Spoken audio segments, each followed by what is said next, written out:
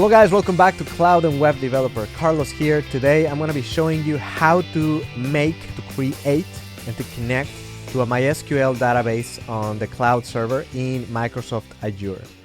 So there's many options for databases out there, but MySQL is one of those that has been trialed and tested. It is open source and is incredibly popular even among large companies.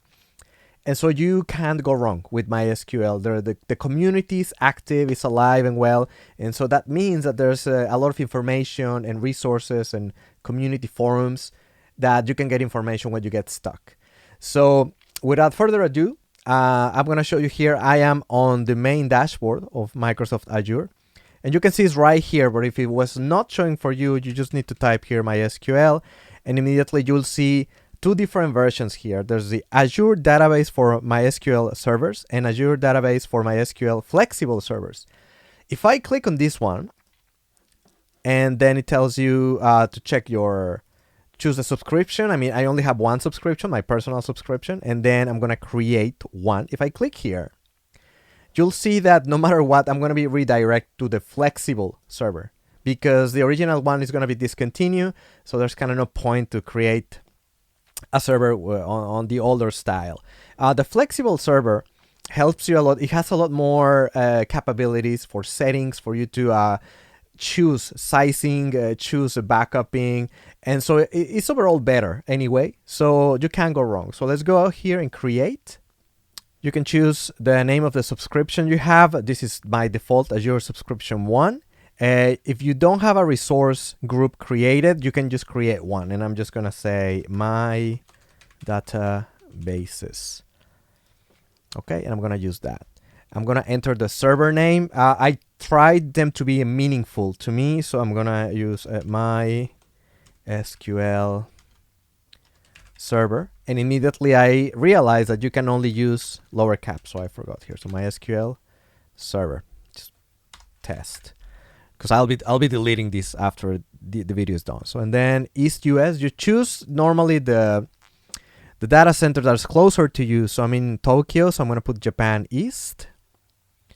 Okay, so somebody's already using this same name, test cloud web dev, which is my channel.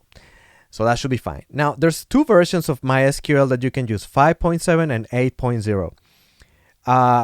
We should go for 8.0 because it's just generally better, especially if you're creating a new project. 5.7 is good if you have a code base that already has and you want to migrate it to it. The versions needs to match, but 8.0 is a lot more flexible, more secure, faster. So new databases, you really need to go to 8.0. There's three different workload types that you have here. So for today, I'm going to be using for development or hobby project. So it's the cheapest one, $21 a month. And it tells you here exactly the settings that you will be getting access to. If you were working, or if this is going to be an actual production database, you can choose for small or medium-sized databases. And as you can see, you have more bandwidth, backup retention, the IOPS is way higher, but also the price is way higher. And tier 1 business critical workloads, this is even more higher. So this is really actual big companies, production workloads, something you have to keep and protect at all costs. So this is more professional type of development. So for today, we're just going to use the cheaper one, right? This is for you to essentially to play with. And because I have some free money in my free account for Azure, so I'm not going to pay anything for today. And it tells you here is 1 virtual core, 2 gigabytes of RAM, 20 gigabytes of storage, 360 IOPS.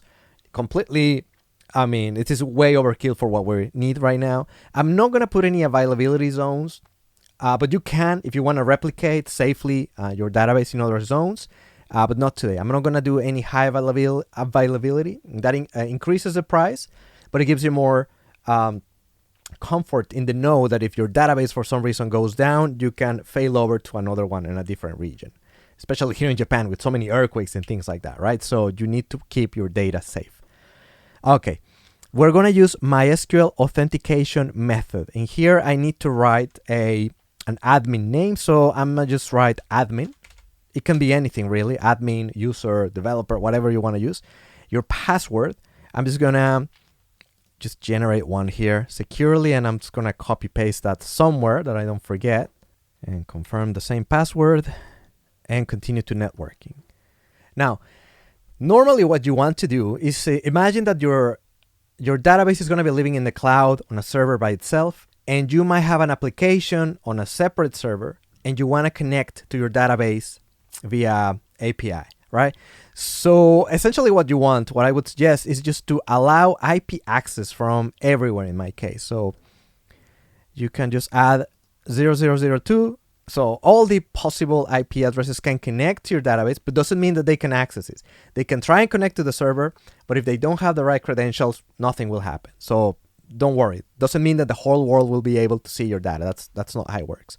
So you can do that, or you can only click here, and it will essentially add my IP from the computer, the connection that I'm using right now. I'm on a VPN, so this is not really my IP, but you could do that. But since this IP is inside here in this range anyway, so it doesn't matter. So I'm just gonna leave it at that. And encrypted connections, I'm just gonna leave it as it is default. Security, again, I'm not gonna do anything fancy here. No identity assign. I don't need to select a key. There will be an SSH key that will be created and that we need to download, but it is not necessary to do anything here at this point. If you do want to use a particular SSH key of your choosing, you can add it here. But I'm gonna let Azure create one for me for this time. Tags are always completely optional, so you decide what kind of tags, extra information you want to add to your resources. So when I say as part of databases, this is my SQL test.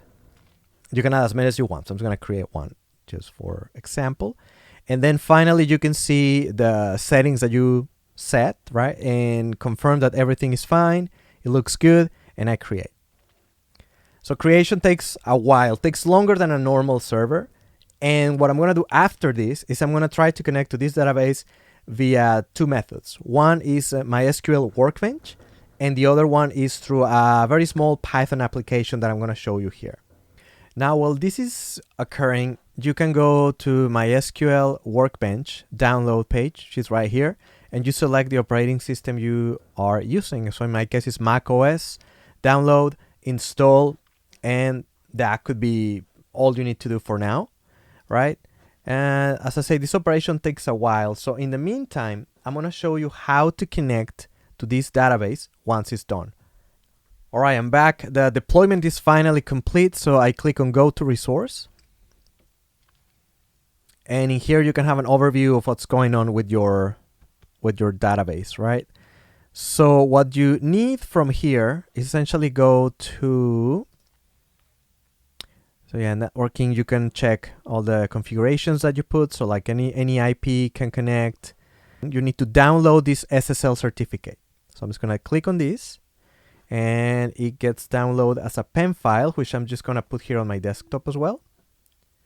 Right, just to have it in the same place. Normally you put it in a special folder, but you know what I mean. So the next thing is you can see the name of your MySQL database, which is MySQL, and then connect. Let's go back here to connect, and it tells you essentially a few ways in which you can connect to your database now that it exists. So I'm going to focus on this one, MySQL Workbench, and connect from your app, which is, there's many ways, there's Node, PHP, and I'm going to be using Python.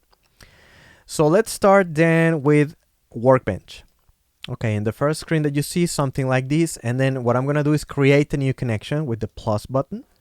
And then I'm going to start just following essentially here the steps, right? So the first thing you need to do is to change the name of the host name, and you can just grab that from here. So copy, I'm going to paste that. The port stays as 3306.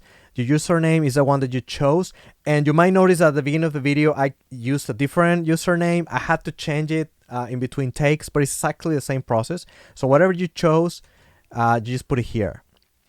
Root developer I'm going to use. All right, you leave this blank for now, and then you go to the SSL tab and use SSL. I'm going to put require, and this SSL CA file, this is the file that we downloaded just now. So I just need to input the path or find it, right? So it's in my desktop and it's right here. So I put open. Okay. And that's essentially it. You can test the connection.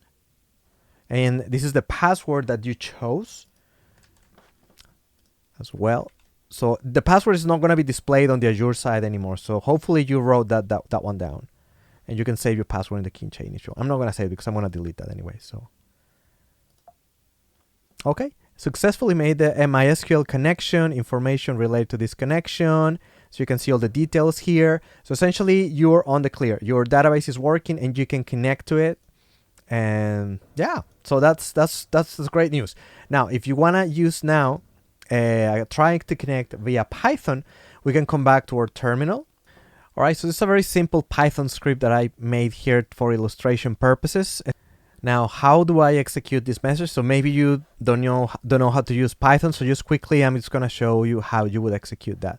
So I have saved this script right here on my desktop, and I just need to move on to my desktop on my terminal. And by using Python, you always really want to make a virtual environment. A virtual environment is essentially a container within your computer. Well, you can install libraries and with specific versions of Python, and it's not going to affect the global landscape in your computer. So to do that, you use this command, virtualenv -p python3 and the name of your virtual environment, which is traditionally venv. And with that, as you can see, now I have a folder here that says venv. Now I need to activate to get kind of inside that virtual environment, and I do source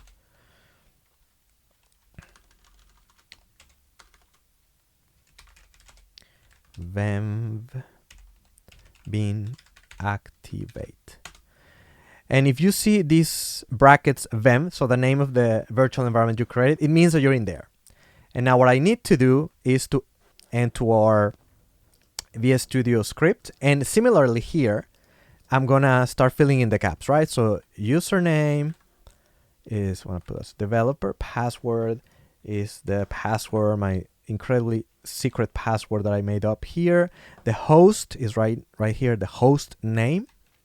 So it's gonna be different in your case for sure. So this has to be unique. And MySQL, as I showed you, is the name of the database by default. In here you can put the path to the certificate. So what I can do is so this is the path to the desktop, and then I'm just gonna copy the full name of this certificate right here. Okay, and I'm gonna save. All right, so now that it's all in there, it should work. All right, so I'm gonna open the terminal once again, and I'm gonna go on to CD desktop. And since I'm on my desktop and the virtual environment is right here, you can do source venv bin activate to be within the virtual environment. And I'm gonna need to install this dependency here, this library here. And the way that we're gonna do it is with this command, pip install upgrade mysql-connector-python. And this is installing essentially this library within this virtual environment so I can use it for this script. Okay, and now that you've done that, I just need to Python and write the name of my file, which is my SQL test.py. And this is gonna execute the script. And as you can see, we have a connection successful, which means all this information is valid, and it actually we ended up here. So if connects is connected, you get connection successful, and then you can see a 1 right there. It means that select one command was also successful. So there you go. So you're all set to go to start adding your information, your schemas, your migration, whatever it is that you're going to be doing with your database. And that's all for today, guys. I hope this was useful, and I'll see you the next time on the next tutorial with Carlos for Cloud and Web Developer. Have a great day. Bye-bye.